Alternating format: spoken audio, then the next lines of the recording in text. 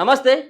తెలంగాణ ప్రభుత్వం ఎంతో ప్రతిష్టాత్మకంగా తీసుకున్నటువంటి పథకంలో భాగంగా ఇందిరమ్మ ఇండ్ల పథకం అనేది చాలా ప్రతిష్టాత్మకంగా తీసుకోవడం జరిగింది. చాలామందికి ఇల్లు ఇస్తామని చెప్పేసి కాంగ్రెస్ పార్టీ హామీ ఇచ్చింది. సో మరి ఇప్పటివరకు ఇచ్చినటువంటి ఇండ్ల సంఖ్య ఎంత, వాటి లెక్క ఎంత, వాటి పత్రం ఎంత అనేది ఇప్పటివరకు తెలియలేదు. సో ముఖ్యంగా చాలామంది గత 10 సంవత్సరాలుగా ఇండ్లకు దూరం కావడం జరిగింది. సొంతింటిని కట్టుకోవాలి ప్రభుత్వం ఇచ్చేటువంటి కొంత డబ్బులతోటి అని చెప్పేసి సామాన్య ప్రజలందరూ కూడా ఎదురు చూడడం జరిగింది. కానీ గొర్రెలిస్తా, బర్రెలిస్తా, ఇల్లిస్తా అని చెప్పేసి చెప్పినటువంటి కల్వకుంట్ల చంద్రశేఖరరావు ఇచ్చినటువంటి ఇల్లు అరకొర మాత్రమే.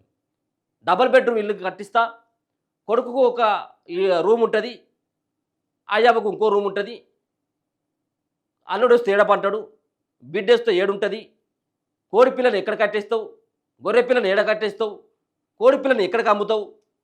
సో ఇటువంటి రకాలైనటువంటి కామెంట్స్ చేసి చేతులు దులుపుకున్నటువంటి కల్వకుంట్ల చంద్రశేఖరరావు 10 సంవత్సరాల పాటు నిర్వీర్యం చేసినటువంటి ఈ పథకాన్ని ఇలా ఖచ్చితంగా కాంగ్రెస్ పార్టీ భుజానికి ఎత్తుకొని ఇల్లు ఇవ్వాలన్నటువంటి ఒక భగీరథ ప్రయత్నం అయితే చేయడం ఒక శుభ పరిణామమే. కానీ ఇప్పుడు ఇచ్చినటువంటి సంఖ్య ఎంత, మీరు చెప్పినటువంటి లెక్క ఎంత అనేది అడగదలుచుకున్నాం. ముఖ్యంగా తెలంగాణ రాష్ట్రంలో ఈ సంవత్సరం 4,50,000 ఇళ్ళని తెలంగాణ రాష్ట్రంలో ఈ సంవత్సరం కట్టాలన్నటువంటి ప్రయత్నం ఇలా రాష్ట్ర సర్కార్ చేయబోతా ఉన్నది.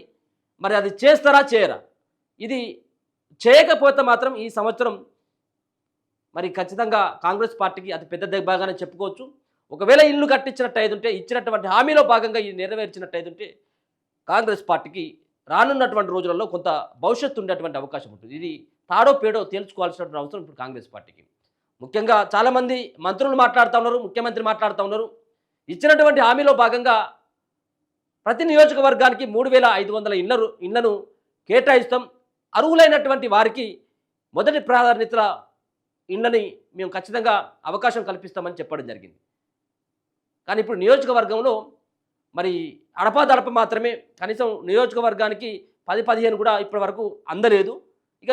ఇప్పటి నుంచి అసలైనటువంటిది ఈ పథకాన్ని మొదలు పెట్టబోతా ఉన్నాం. 3,500 ఇళ్ళని ప్రతి ఒక్క నియోజకవర్గానికి కల్పించబోతా ఉన్నాం ఈ ఏడాదిలో అనేది ప్రభుత్వం సంకల్పించుకుంది. ఆ దిశగా ప్రయత్నాలు కూడా జరుగుతున్నట్టుగా తెలుస్తూ ఉంది.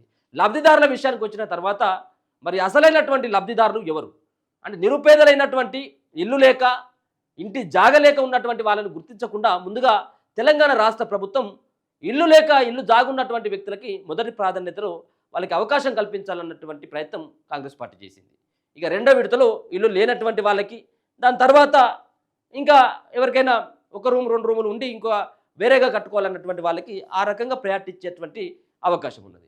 సో చూస్తే తెలంగాణ రాష్ట్రంలో 4.5 లక్షల మందికి ఈ సొంత ఇల్లుని 5 లక్షల రూపాయలని ఆర్థిక సాయాన్ని అందించబోతున్నట్టుగా మనకైతే స్పష్టంగా కనబడుతుంది. ఒకసారి ఈ వార్తను కనుక మనం చూసినట్టయితే ఈ ఏడాది పూర్తి స్థాయిలో ఇందిరమ్మ ఇండ్లు 4.5 లక్షల ఇళ్లను నిర్మించాలని లక్ష్యం. 1,12,00,000 క్యూబిక్ మీటర్ల ఇసుక అవసరం అని అంచనా. జిల్లాల వారీగా ఇసుక వివరాలను మైనింగ్కి ఇచ్చిన హౌసింగ్ శాఖ. లబ్ధిదారుల ఇంటికి ఉచితంగా ఇసుక సరఫరా. ఏదైతే ప్రభుత్వం ఇస్తానన్నటువంటి ఆ 5 లక్షల పథకం ఏదైతే ఉందో ఇందిరమ్మ ఇంటికి, దాంతోపాటు లబ్ధిదారుల ఇంటికి ఉచితంగా ఇసుకని, మనం ఏదైతే ఇసుక కోసం ఇబ్బంది అవుతా ఉంది, ఇసుకని ఇప్పుడు ప్రభుత్వం కొన్ని కఠినమైనటువంటి నియమ నిబంధనలు పెట్టడం జరిగింది. దాంట్లో భాగంగా ఇసుకని ఫ్రీగా ఎవరైతే ఇందిరమ్మ ఇంటికి వాళ్ళు లబ్ధిదారులుగా తేలితే వాళ్ళకి 8 ట్రిప్పుల ఇసుక, 8 ట్రాక్టర్ల ఇసుకని ఉచితంగా అందించాలని చెప్పేసి ప్రభుత్వం భావించి మైనింగ్ ఏదైతే ఉంటుందో ఆ మైనింగ్కి మరి హౌసింగ్ శాఖ ఒక సంబంధించినటువంటి వివరాలను కూడా జిల్లాల వారీగా ఇచ్చినట్టుగా తెలుస్తూ ఉన్నది. ఇందిరమ్మ ఇండ్ల స్కీము ఈ ఆర్థిక సంవత్సరంలో స్పీడప్ కానుంది. గతేడాది కేవలం 71,000 మంది లబ్ధిదారులకి ఇళ్లను మంజూరు చేయగా ఈ ఏడాది పూర్తి స్థాయిలో నియోజకవర్గానికి 3,500 ఇండ్లు శాంక్షన్ చేయాలని ప్రభుత్వం నిర్ణయించింది. అంటే గత ఏడాది 71,000 మంది లబ్ధిదారులను ఆల్రెడీ మీకు ఇల్లు ఇస్తున్నామని చెప్పేసి మీరు లబ్ధిదారులు అని చెప్పేసి చెప్పింది. కానీ వాళ్ళకు బిల్లులు రాలేదు, వాళ్ళు ఇల్లు కూడా మొదలుపెట్టలేదు. సో అప్పుడు 71,000 మందిని ప్రభుత్వం గుర్తిస్తే ఇప్పుడు మిగతా ఉన్నటువంటి ఇస్తానన్నటువంటి హామీ మేరకు 3,500 ఇళ్ళని ప్రతి నియోజకవర్గానికి ఏదైతే ఇస్తామని చెప్పేసి అన్నారో దాంట్లో ఆ ప్రక్రియలో భాగంగా ఇంకా వేగవంతం చేయాలని చెప్పేసి ప్రభుత్వం భావించి మరి 3,500 ఇళ్ల చొప్పున ఇళ్ల శాంక్షన్ చేయాలని చెప్పేసి కూడా నిర్ణయించినట్టుగా తెలుస్తూ ఉంది. ఇందులో భాగంగా 119 నియోజకవర్గాలకు 3,500 ఇండ్ల చొప్పున 4,16,500 ఇండ్లు సీఎం కోటా కింద మరో 33,500 ఇండ్లను మంజూరు చేయనున్నారు. ఇందుకు సంబంధించి ఇసుక, సిమెంట్, ఐరన్ వంటి అంశాలపై ప్లాన్ రూపొందించారు. రాష్ట్రంలో ఈ ఆర్థిక సంవత్సరంలో మొత్తం 4.50 లక్షల ఇళ్ల నిర్మాణానికి 1.12 కోట్ల క్యూబిక్ మీటర్ల ఇసుక అవసరమని హౌసింగ్ అధికారులు అంచనా వేశారు. ఒక్కో ఇంటి నిర్మాణానికి 25 క్యూబిక్ మీటర్లు అంటే 8 ట్రక్కుల ఇసుక అవసరమని చెబుతున్నారు. జిల్లాల వారీగా ఇసుక ఎంత అవసరమో తెలుపుతూ మైనింగ్ డిపార్ట్మెంట్కు హౌసింగ్ అధికారులు వివరాలు అందజేశారు. ఇటీవల హౌసింగ్ అధికారులతో mining MD Sushil Kumar review meeting నిర్వహించారు. గత ఆర్థిక సంవత్సరం చివరి క్వార్టర్కు 25 లక్షలు, ఈ ఏడాది వరుసగా 3 క్వార్టర్లలో 25 లక్షల క్యూబిక్ మీటర్ల ఇసుక చొప్పున 75 లక్షల క్యూబిక్ మీటర్ల ఇసుక, చివరి క్వార్టర్లో 12 లక్షల క్యూబిక్ మీటర్ల ఇసుక అవసరమని జిల్లాల వారీగా వివరాలను మైనింగ్ శాఖకు అందజేశారు. ఇప్పటికే ఇందిరమ్మ ఇళ్ల నిర్మాణానికి ఇసుకను ఉచితంగా సరఫరా చేయాలని సీఎం ఆదేశించడంతో తాజాగా ఇసుక రీచ్ల నుంచి లబ్ధిదారుని ఇంటి వరకు ఉచితంగా ట్రాన్స్పోర్ట్ చేయాలని ప్రభుత్వం నిర్ణయించింది. సిమెంట్ కంపెనీలతో త్వరలో మీటింగ్ కూడా. ఇందిరమ్మ ఇళ్ల లబ్ధిదారులకు ఇప్పటికే ఉచితంగా ఇసుక సరఫరా చేస్తుండగా మార్కెట్ రేటుతో పోలిస్తే తక్కువ ధరకు సిమెంట్ను కూడా సరఫరా చేయాలని ప్రభుత్వం నిర్ణయించింది. ఉమ్మడి రాష్ట్రంలో ఇందిరమ్మ ఇళ్ల నిర్మాణానికి తెలంగాణ ఏర్పడ్డాక డబుల్ బెడ్రూమ్ ఇళ్ల నిర్మాణానికి కూడా కంపెనీలతో ప్రభుత్వం చర్చలు జరిపి మార్కెట్ రేటు కన్నా తక్కువ ధరకు సిమెంట్ సరఫరా చేశారు. ఇప్పుడు కూడా అదే విధానాన్ని పాటించాలని ప్రభుత్వం నిర్ణయించినట్టు తెలుస్తుంది. ఇక రెండో విడత లబ్ధిదారుల ఎంపిక ఈ నెల 30 కల్లా పూర్తి చేయాలని ఇటీవల కలెక్టర్లతో నిర్వహించిన సమావేశంలో రేవంత్ రెడ్డి గారు ఆదేశించడం జరిగింది. అయితే దీంట్లో ప్రధానంగా 5 లక్షలకు సంబంధించినటువంటి స్కీములో ఏ విధంగా ఇన్స్టాల్మెంట్లు అంటే ముందుగా పునాది అయిన తర్వాత ఒకసారి 4 విడతలు ఇవ్వాలని చెప్పి ప్రయత్నం చేస్తాం.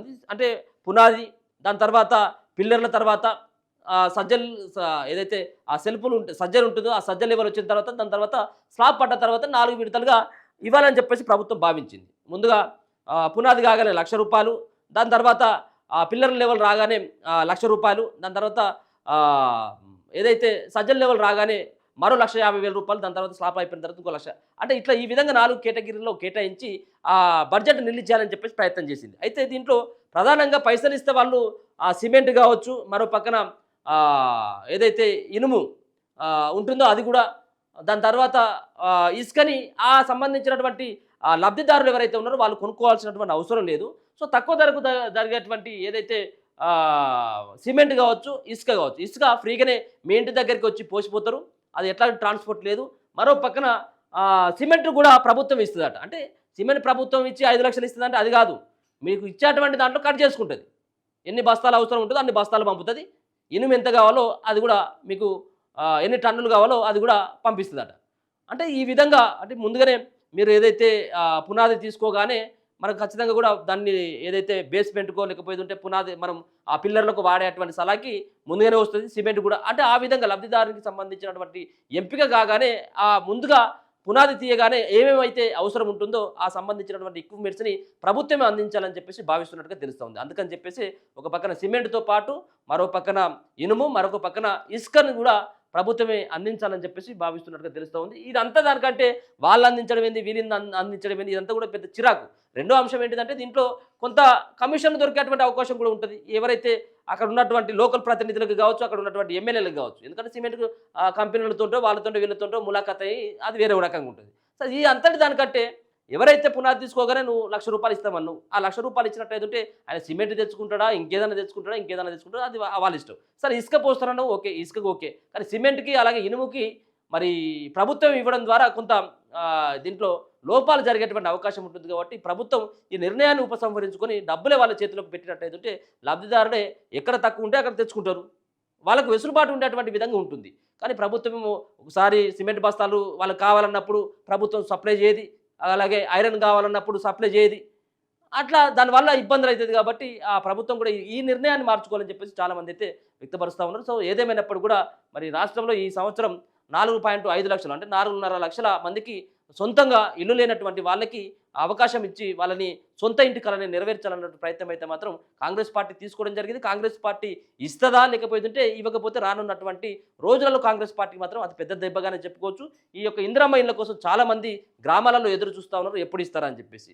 సో చూద్దాం మరి కాంగ్రెస్ పార్టీ ఇచ్చినటువంటి హామీలో మరి ఇదైనా సక్రమంగా నెరవేరుస్తారా, ఇది కూడా అరకొరగా నెరవేర్చి ఉన్నటువంటి ఇండ్లు ఉన్నటువంటి వాళ్ళకే లేకపోతే ఫైరవిదారులకే లేకపోతుంటే అక్కడ ఉన్నటువంటి లోకల్ లీడర్లకు ఇచ్చినట్టయితుంటే ఇంకా అపవాదం మాత్రం కాంగ్రెస్ పార్టీ పైన మాత్రం పడుతుంది. దీన్ని సక్రమంగా అమలు చేయాల్సినటువంటి బాధ్యత ప్రభుత్వ పెద్దలు కూడా స్వయంగా దీనిపైన సమీక్షలు నిర్వహించి అసలైనటువంటి లబ్ధిదారుల ఎంపిక జరపాలని చెప్పేసి కూడా మనం కూడా కోరుకుందాం. చూస్తూనే ఉండండి మన తొలి వెలుగు.